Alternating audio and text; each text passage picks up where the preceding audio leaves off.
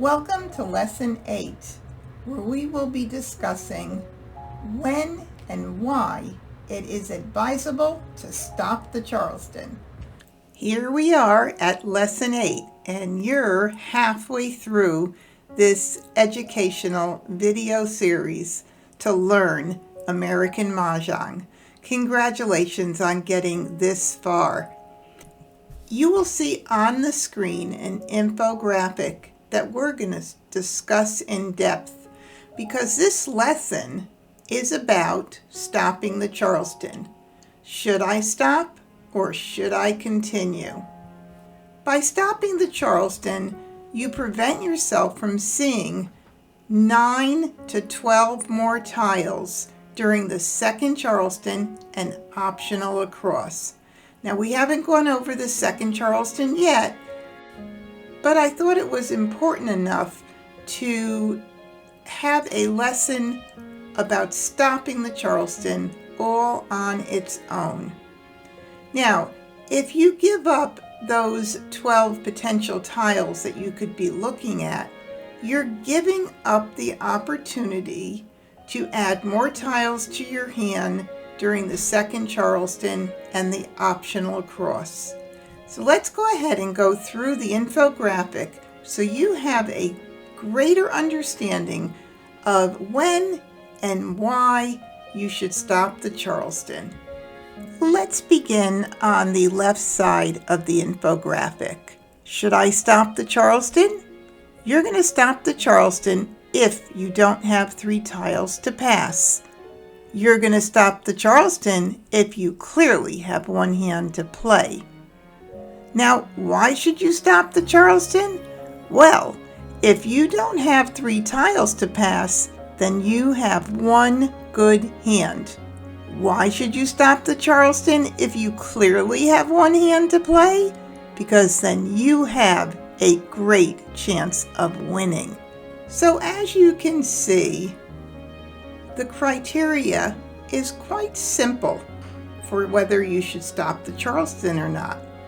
You just assess whether you have 3 tiles that you're able to pass at the beginning of the second Charleston, which is the second left, and whether or not you clearly have 1 great hand you are playing. So both of those criteria should be met if you are going to make a decision to stop the Charleston. Again, as I mentioned earlier, by stopping the Charleston, you're preventing yourself from seeing a lot more tiles.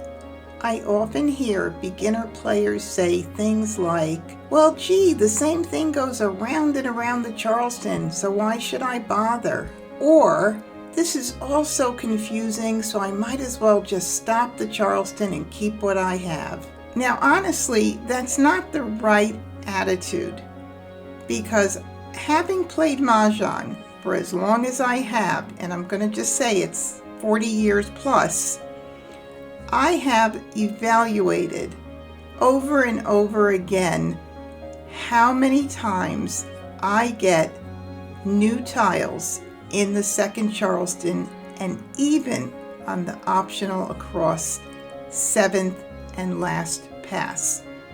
That in itself is great reason to continue the Charleston. Now let's go ahead and take a look at the right side of the infographic, and let's reaffirm why you shouldn't stop the Charleston with why you should continue.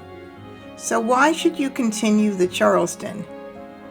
You continue if you have 3 tiles to pass because you have an opportunity to add more tiles to your hand, and you continue if you are torn between 2 hands, because if you are, you choose the easier one with hope that you'll get more tiles.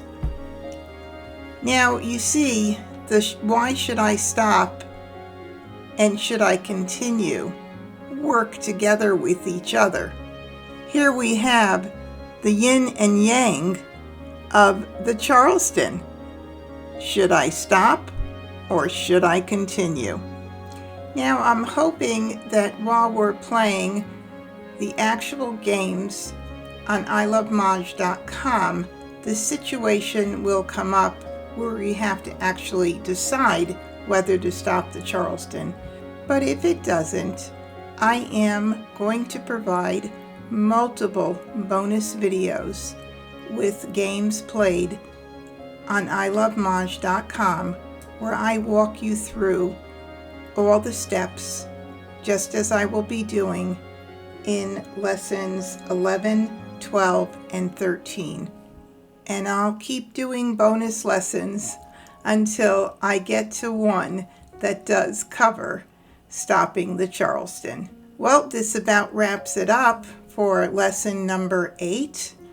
So I will see you in lesson 9 shortly, where we will be going over the second Charleston.